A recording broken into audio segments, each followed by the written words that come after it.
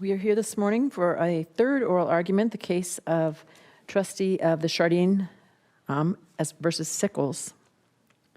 And I believe the parties look like they're ready. We'll begin with Mr. Hellstern.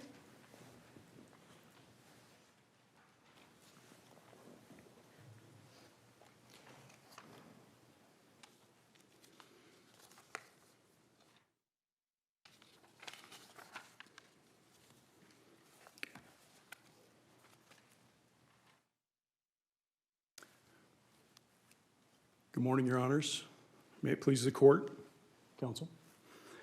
We're here today to determine intent from a warranty deed. My client, Dan Sickels, believes there was clear intent to create a joint tenancy with full rights of survivorship with the late Helen Schardein and no intent ever to sever it. Dan and Helen, just as a little bit of background, Dan and Helen had become friends later in life. And over the years, Dan started out as a renter and a handyman for Helen. And he later helped Helen with her daily activities, including driving her to the store and doctor's appointments, going on vacation, and just generally spending time together as friends. And that was for multiple years.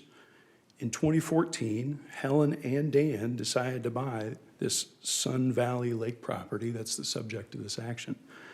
Helen paid for the purchase price because she had the money, but she made sure to put it in Dan's name with hers as joint tenants with full rights to survivorship. And Helen was a smart lady. She had been a realtor in her past life. She had worked for the abstracting company there locally. She was very savvy. She owned a lot of real estate. She knew what she was doing when she put it in as joint tenants with full rights of survivorship.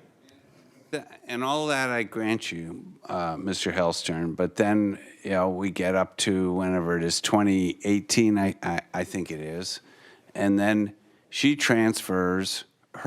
legally transfers by operation of law her interest in the joint tenancy to another entity, namely this trust, a separate, completely separate legal entity. And under kind of Hornbook law, doesn't that sever the joint tenancy? I mean, I think you may have a good argument for why you get half. I'm going to ask the other counsel about that, but I don't understand your argument that you get whole. She has an absolute right to sever it, and severance occurs when you transfer an interest to a third party. Isn't that Hornbook law? That, Your Honor. I think with Johnson, what happened was we moved from the four unities for a deed where you could just sever any one of those four unities, and then it automatically severed the joint tenancy with full rights of survivorship. Once we moved to Johnson with an intent-based approach, you have to show intent. So it's basically a two-part project. You have to have an instrument, and you have to show intent to sever. Look at that instrument. Once the warranty deed transfers her interest to a trust, can a trust be a joint tenant with rights of survivorship? In other words, doesn't a trust have to be a person who can die? Respectfully, Your Honor, this happens all the time. Spouses put properties in joint tenancy with full rights of survivorship with their revocable trusts, each as joint tenants. But does that not, then it goes under the trust rather than the rights of survivorship. Isn't that true? No, I believe if one spouse passes away, the other one would still get it as. In terms of the trust.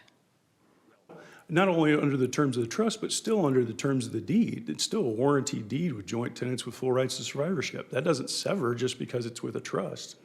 And she's only transferring what interest she has. So she has an undivided interest in the property. And that's what she put, that's what, and it wasn't her that transferred it, just to clarify, it was her nephew, Mr. Grout.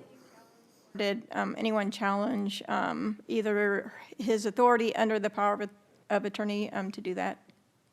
No, Your Honor, there wasn't sufficient evidence to do so. She just had a stroke, but everyone that we had talked to said her mental capabilities were still there. What is interesting, though, is Mr. Grout had her sign the power of attorney giving her power and then the trust, but he didn't have her sign this warranty deed. He didn't put this in front of her, and I think it's because if she would have known that that's what he was trying to do, she would have said, no, that's not what I want. Of the appeal, the power of attorney is good. I mean, you're not challenging whether or not the power of attorney was good or whether or not Mr. Grout had the authority as power of attorney to then execute the warranty deed. All I am arguing is that just by placing whatever interest she had into a revocable trust did not, without any showing of an intent, did not sever the joint tenancy with my client. And so it should be, the joint tenancy with full rights of survivorship should continue on. And I understand the argument that a trust could go on in perpetuity. It was a revocable trust. If Helen got better, she could have revoked it in the future. So I still don't think that just the deeding it into the trust automatically severed. Now, again, I think it would have under the 4 unities test that we used to use. And so I think that's where there's a lot of confusion is if you look at some of that case law, it would be automatic as soon as she would have transferred it. I looked and I can't find a case like this with this, even getting rid of the 4 unities where property is actually transferred, an interest in a joint tenancy is transferred to a third party, and that doesn't sever the joint tenancy. I know that situations like it's transferred to the other joint tenant or there are things like that, but to a third party, I've just not seen that anywhere. Have you? And that's why I asked. What I will point out is the cases that the other side and the trial court and the appellate court all cited, they do have specific intent shown, either through the forms used themselves or through the actions that surrounded what they did. So if we looked at the Bates case that was cited, that was a contract in a divorce proceeding dividing proceeds from a house sale. So yeah, obviously that severed the joint tenancy or the right of survivorship. Kettler versus Security National Bank of Sioux City, he withdrew all of the money from the joint bank account, not allowing his spouse access to any of that money. Yeah, obviously that action deprived her of her right of survivorship. Yeah. All based on Helen's actions up to the point of her stroke. Your Honor, all of her actions before her stroke show that she always intended for this lake property to be as joint tenants with Dan. Had she been the one to sign the warranty deed, would that have changed anything? Because on its face, it still didn't say, I want to sever my joint tenancy with rights of survivorship to Dan. That if she, then carrying that one step forward, she still had the authority, though, at any point, she could have severed it. She could have changed her mind at any point and severed it had she wanted to. My concern is you're relying on, it seems like, her intent in the past, and then the only thing we have to go by is what her power of attorney did then. And I'm not sure how we get her intent from what the power of attorney did. I think you hit the nail on the head. There is no intent by what the power of attorney did thereafter. So, saying there has to be intent that she intended to sever as opposed to continue it. And so the burden being to show without any evidence that she intended to sever, then when we presume that she did not intend. That's without any evidence showing otherwise, I believe she did. On the intent to sever, you're talking about her being so savvy, and I don't doubt, because I knew the gal in town who was in charge of the title company, and she knew her stuff. I don't doubt she's savvy. Couldn't this have been for the very reason that she could way easier change the warranty deed status from joint tenancy to maybe not? Maybe she did change her mind. To me, codicil to a will would have been real easy. She had to have been savvy enough to know, you know what, I'm going to guarantee that this guy is taken care of. But she didn't do that for being so savvy. So can't we read into that as well, that maybe this was done for the purpose that it could easily be changed? Well, actually, she deeded the lake house property with Dan as joint tenants with full rights of survivorship because it was said that she didn't want to revise, she didn't want to go through all the work to revise her will. So that was her estate planning for Dan, was to set it up this way. Isn't that evidence the other direction? In other words, if she wanted to keep this joint tenancy in place, she wouldn't have touched it, right? They wouldn't have done anything to it. And so the fact that there is this change and the fact that the trust doesn't mention anything about your client getting anything, doesn't that provide the intent that we need to look for here, sort of separating them or severing them? No, Your Honor, I believe this moving everything to the trust was just for what it said on the face of the warranty deed. Other than the boilerplate stuff and the information that needed to be in there, it said for estate planning purposes. I asked Mr. Grout, the trustee nephew, what that was supposed to mean. He said, I don't know. So he didn't have any intent to sever the joint tenancy with Dan. All he was trying to do was, his aunt had just had a stroke. He's trying to get everything moved into a revocable trust so that he doesn't have to probate it if something happens to her, which is exactly what happened. She then passed away shortly thereafter. He was able to move everything through the revocable trust, didn't have to open up a probate estate. And so for estate planning purposes, it was completely successful. But it didn't sever the joint tenancy with Dan. It didn't touch that at all. Assuming that we did find that it did sever it, can you speak to the allocation of the proceeds? Sure, good question, Your Honor. So with the allocation of proceeds, it's tough because the case law talks about what money was spent on the property itself. Here, Helen had deeded it as joint tenants with Dan because of all the work he had done for her in her other properties, not to this specific lake house property. They bought that lake house to enjoy it. They didn't buy it to work on and have to go out there on the weekends and sweat. So so his sweat equity, I guess, in that lake house is from the other properties they worked on, from taking her to the store for all those years, for taking her to the doctor. The difference between the original transaction, as I read our cases, once the joint tenancy is established, what a party contributes to the property, they can get credit for that when the joint tenancy is severed. But that's from the point of the establishment of the joint tenancy forward. Here, the court didn't give your client credit, gave Helen credit for everything, including the original decision to purchase the joint tenancy. Isn't that a different situation? And that's the problem. The case law up to this point only talks about that property and what was put into that property. And so that's what I'm saying, is that his equity in that came about from all of his years with Helen before that, before they purchased the property. And that was the whole reason that she decided to do this, was to thank him for all of his years of help and friendship. And so I don't think this is what she would have wanted. And the cases, if I could just go back really quickly, the cases that are cited by the trial court and the Court of Appeals, Knickerbocker, he signed a quitclaim deed, or Mrs. Knickerbocker filed a quitclaim deed, first conveying her interest in the marital home to herself as a tenant in common. So she severed it specifically by just putting tenant in common in there. And then she filed a deed transferring her interest to her trust. See, I don't think if she just would have transferred it to her trust, I don't think it would have severed it. And that's why she took that extra step.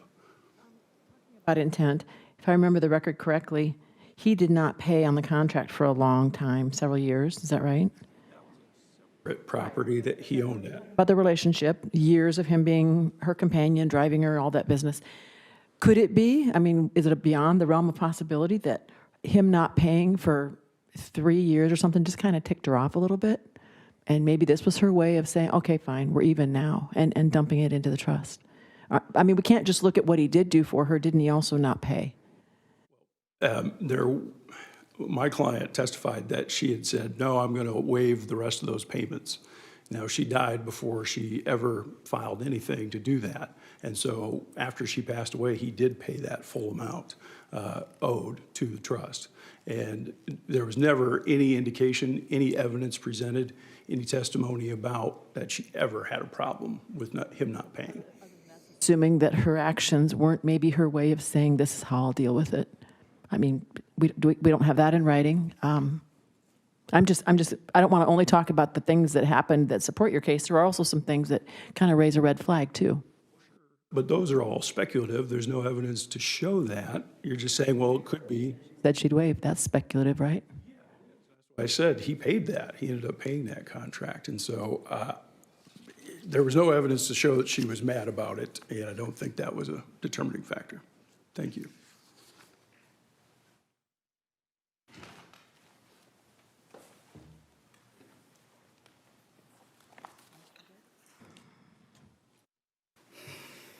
May it please the court, counsel?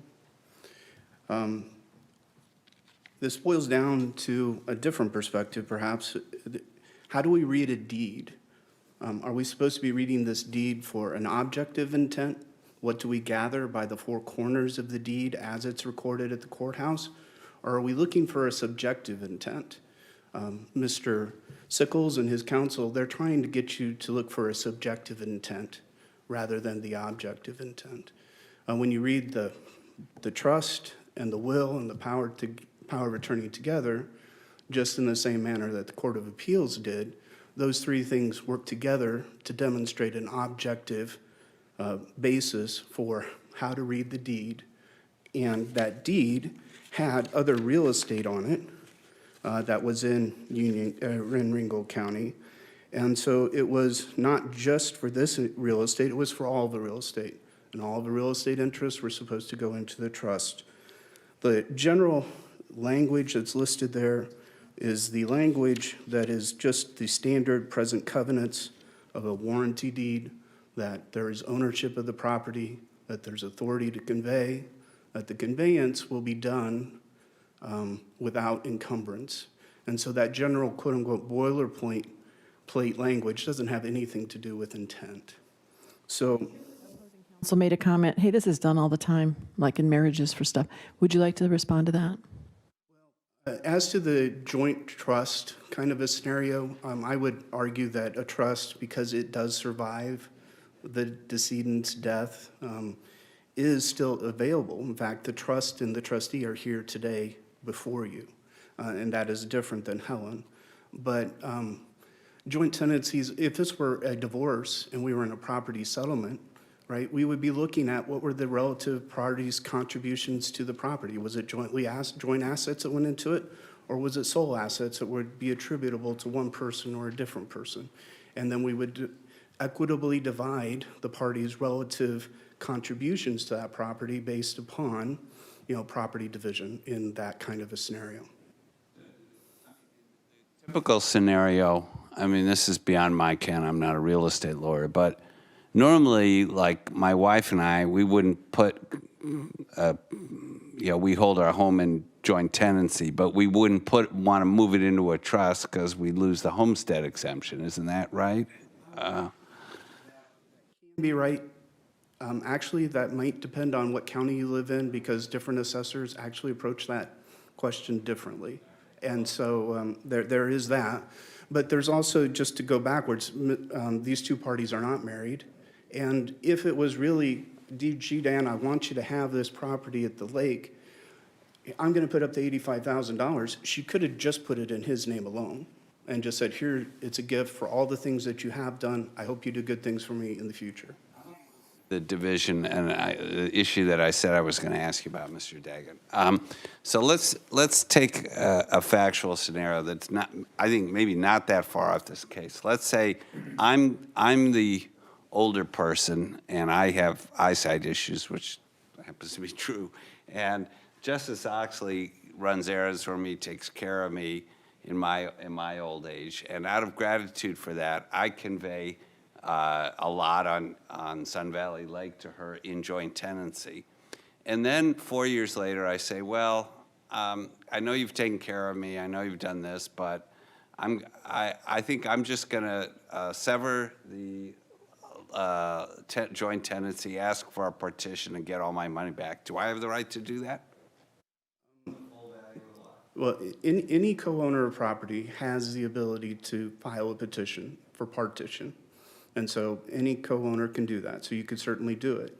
And then I believe there are several cases, the Coyle case in particular, talk about how when you're doing it, we can look at what the contributions were, what the investments were, and we can also look at, after we've done the reimbursements, and if there were a gain in the asset and it sold for $120,000, then we could have divided $35,000, 50-50, above and beyond the investment.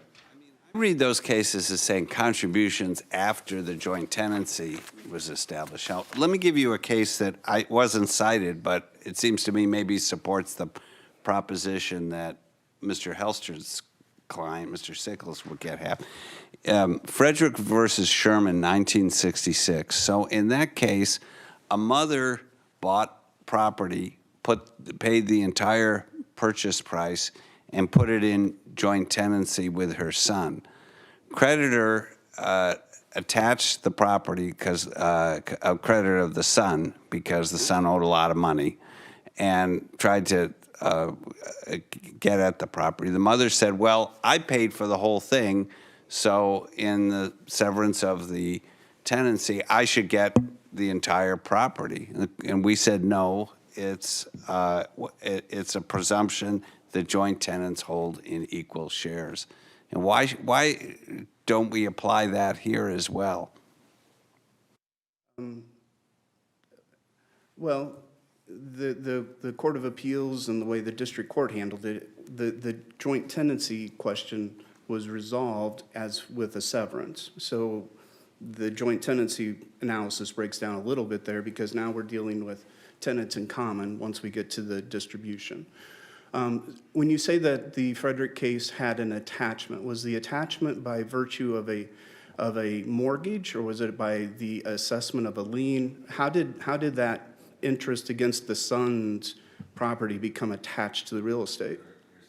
Because I read it a few weeks ago in preparation for this case. But I do think it does seem to me, in some way, isn't it in some ways sort of unfair to Mr. Sickels that he essentially he's given a half interest in the property, this joint tenancy with right of survivorship, based on Ms. Schardein gratitude for what he's done and going to do for her.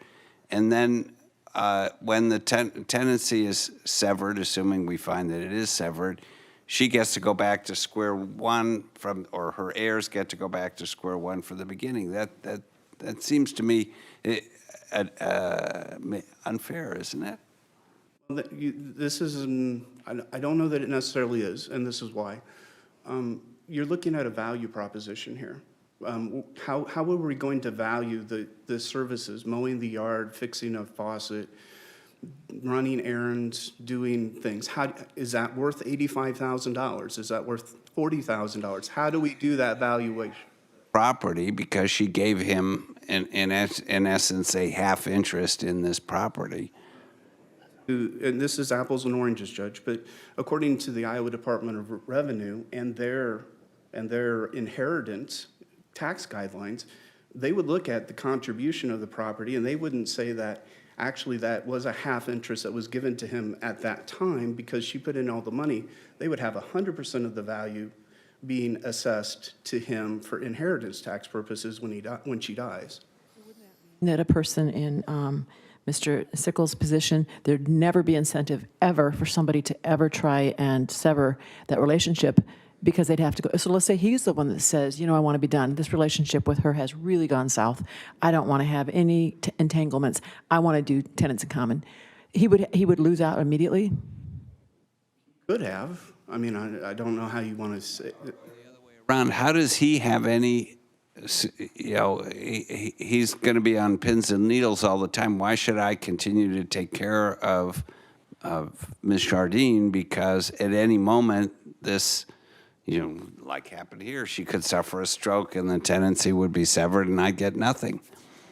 That seems unfair, and I also think it's unsupported by the case law, that there is a distinction between the prior investment and then what's contributed during the course of the joint tenancy, isn't there? Good as transfers, if you really want to go down that pathway, and was this a gift to him, or was it in contemplation of services? And we just don't have any paperwork or evidence as to what was actually that. Role, if any, does the codification of the partition guidelines have in this case? So they've moved from the rules into the code book.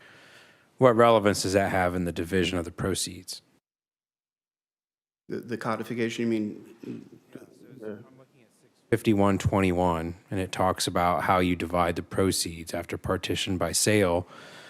And it says the proceeds shall be divided pursuant to the interest the party had in the property sold. It seems like, I don't know if it's meant to be a change in the law or if it's a different gloss on it, but my take on it is that they would split it equally under the code. Well,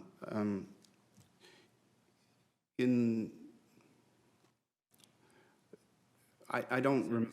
Codification postdates all the cases that are discussed in your brief. Is that right?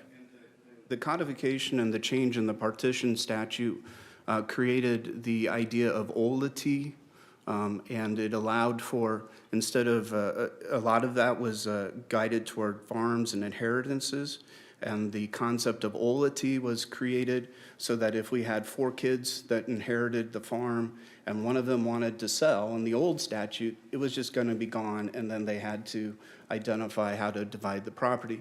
When the statute was rewritten, they created the idea of olity, and it gave the judge the ability to partition in kind, and then once we partition in kind, then we can start looking at the relative values of real estate, olity, cash adjustments.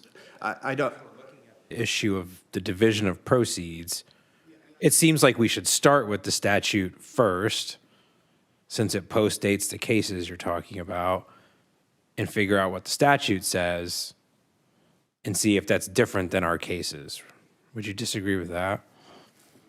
Well, Judge, as I recall, neither party put that statute in our briefs, and I don't remember, I have not thought about that question until you brought it to my attention, Your Honor. Just as a general proposition, I mean, if the legislature enacts a new statute in an entire chapter and it directs how proceeds of a property partitioned by sale are to be divided, it seems like the authority of the district court judge is restricted or governed by this new statute. Isn't that fair? Just generally. Yeah. In the statute, yes, the statute passed by the legislature definitely binds the court, the district court and this court, but as far as reading that section as it relates to the division question, I don't have that thought process in my head. If they had had a falling out before she had transferred her interest into the trust and he had filed an action for partition, could he have gotten half of the property, or at least half minus what she paid for taxes and insurance, et cetera?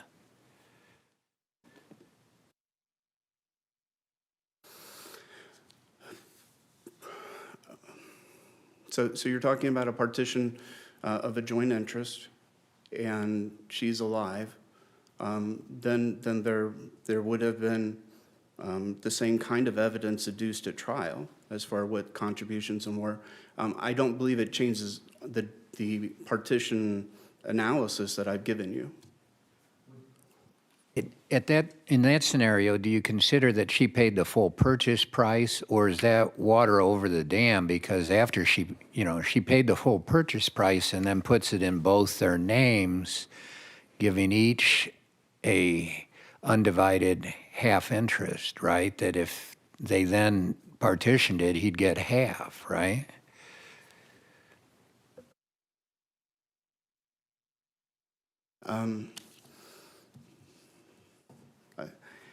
We would present the same arguments in that scenario, Your Honor, and so I'm going to stand with the arguments that I presented to the court. So if this were done partition by kind, what would happen? This property isn't subject to partition by kind because it's residential property on Sun Valley Lake. It has a small residence or a kind of a building on it.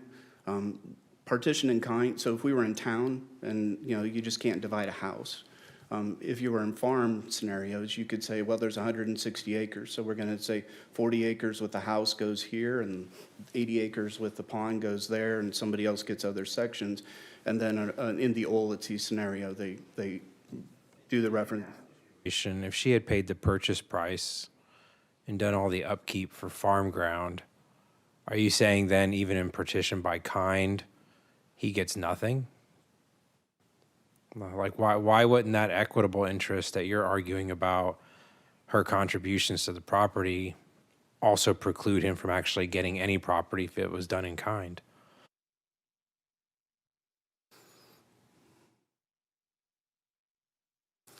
Well, I mean, we have two priorities. So this particular asset could not be divided in kind. What you're saying is that because she contributed all the money to the property, she gets all the proceeds under partition by sale. And I'm saying, if this were a case where you could do partition by kind, and we adopted your proposed rule, doesn't that mean that he would walk away with nothing, even in a partition by kind case?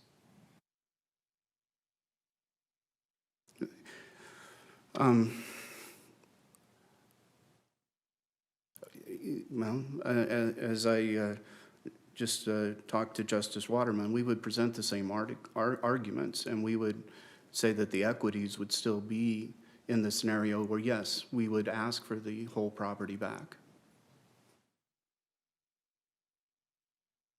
Anything else by anyone?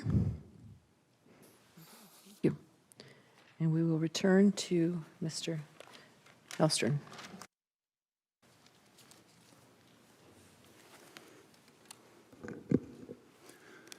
Thank you, Your Honors. Opposing counsel brought up two good things I want to touch on. He said that Helen could have just deeded the property entirely to Dan. If she wanted him to have the lake property, why didn't she do that? Well, she put it as joint tenants with full rights of survivorship because they're both older and they didn't know who was going to pass. And so you put it in joint tenancy so at least one of you would get the property out of the two of you in case one goes before the other. So I don't think that that necessarily holds any weight. Yes. I was bothered by how to quantify the benefits that your client provided. How do we quantify it? You know, we have 0 is where the Court of Appeals was, and we have half. How do we choose between those two? How do we know there isn't some number between them?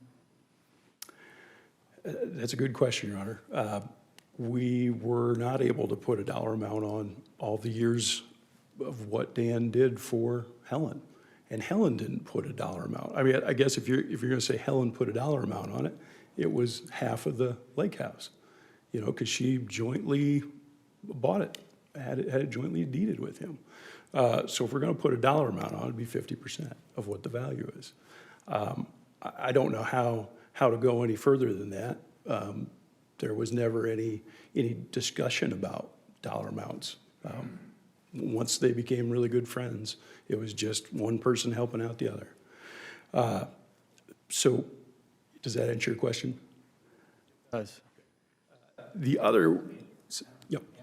Question I asked your opposing counsel, if they had, if Dan had filed for petition while she was still alive and before she had transferred her interest into a trust, could he have gotten half of the property or the value of half?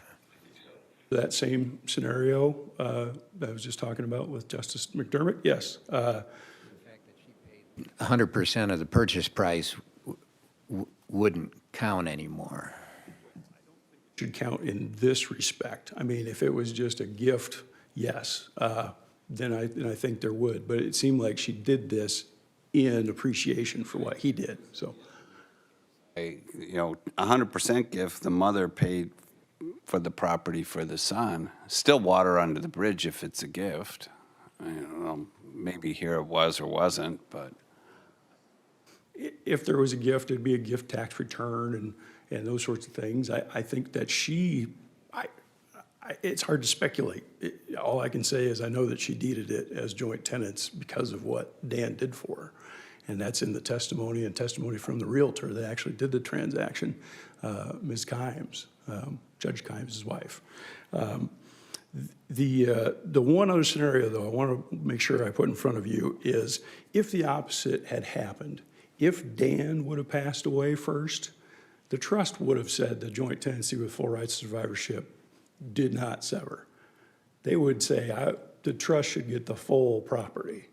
So for them to say, well, no, it was severed because of this deed, there's nothing in that deed that says that it was severed. And if the opposite had happened, they would be.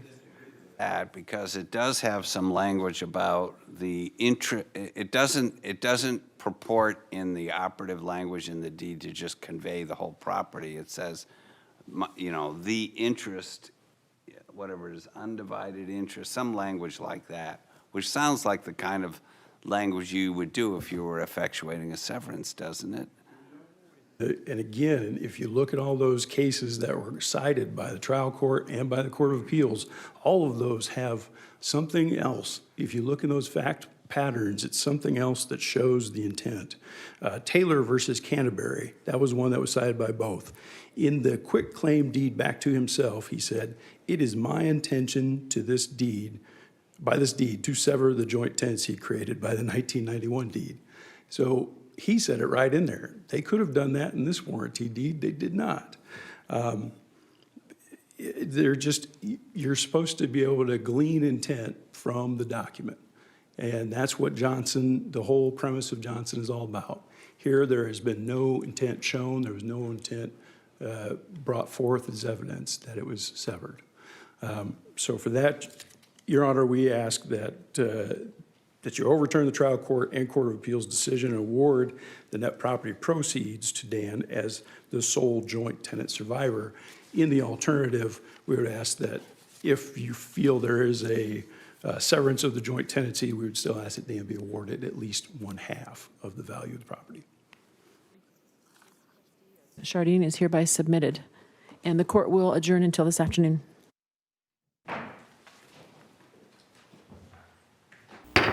Hear ye, hear ye. The Honorable Supreme Court of the State of Iowa is now adjourned.